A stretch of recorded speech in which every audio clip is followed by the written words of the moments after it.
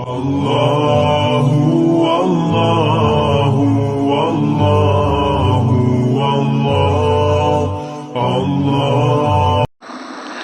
അസ്സലാമു അലൈക്കും വറഹ്മത്തുള്ളാഹി.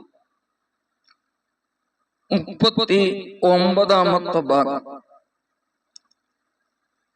പ്രവാചകർ സല്ലല്ലാഹു അലൈഹി വസല്ലം തങ്ങളുടെ ഒരു ഹദീസ് ഒരു ദിവസം പഠിക്കുകയും അതിലൂടെ നമ്മുടെ അറിവിൽ നിന്ന് ഒരറിവ് വർദ്ധിപ്പിക്കുകയും ചെയ്യാം എന്ന വിഷയമാണ് നമ്മുടെ ഈ ചാനലിൽ ചർച്ച ചെയ്യപ്പെടുന്നത്.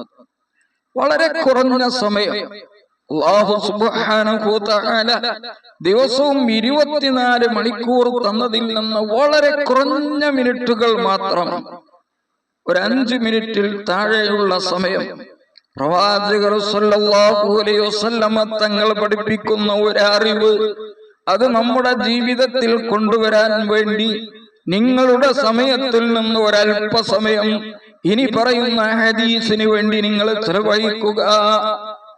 وعن ابن عمر رضي الله عنه رأى رسول الله صلى الله عليه وسلم صبيا قد هلك بعض شعر رأسه وترك بعضه فنهاهم عن ذلك وقال اهلكوه كله أو اتركوه كله.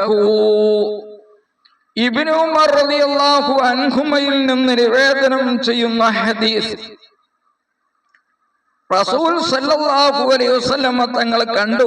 റആ റസൂലുള്ളാഹി സല്ലല്ലാഹു അലൈഹി വസല്ലം, റസൂൽ സല്ലല്ലാഹു അലൈഹി വസല്ലം കണ്ടു സ്വബിയൻ, ഒരു കുട്ടിയെ, ഖദ് ഹുലിക ബഅദു ശഅരിഹി, ആ കുട്ടിയുടെ തലയുടെ മുടിയുടെ പകുതി ഭാഗം മടിച്ചു കളഞ്ഞിരിക്കുന്നു. തലന്റെ മുടിയിൽ നിന്ന് ചെവിന്റെ ഭാഗം അല്ലെങ്കിൽ ബാക്ക് ഭാഗം, ഇങ്ങനെ പല ഭാഗങ്ങളിൽ നിന്ന് കളഞ്ഞിട്ടുണ്ട്. എന്നാലും മറ്റു ഭാഗത്തൊന്നും ചെയ്യാതെ മുടി നിർത്തുകയും ചെയ്തിരിക്കുന്നു. ഇത് കണ്ടപ്പോൾ ഇങ്ങനെ ചെയ്യാൻ പാടില്ലെന്ന് റസൂൽ സല്ലല്ലാഹു അലൈഹി വസല്ലം തങ്ങൾ വിരോധിച്ചു. വഖാല സല്ലല്ലാഹു അലൈഹി വസല്ലം തങ്ങൾ പറഞ്ഞു, ഇഹ്ലിഖൂഹു കുല്ലഹു, ഒന്നുകിൽ നിങ്ങൾ തലയിലുള്ള മുടി മൊത്തവും പഠിച്ചു കളയുക, അല്ലെങ്കിൽ മുഴുവനും നിർത്തുക. പകുതി കളഞ്ഞുകൊണ്ട് പകുതി നിർത്തുന്ന ആ പ്രവർത്തനം പാടില്ല, അത് ഇസ്ലാം വിരോധിച്ചിട്ടുണ്ടെന്ന് നബി സല്ലല്ലാഹു അലൈഹി വസല്ലം തങ്ങൾ പഠിപ്പിക്കുകയാണ്.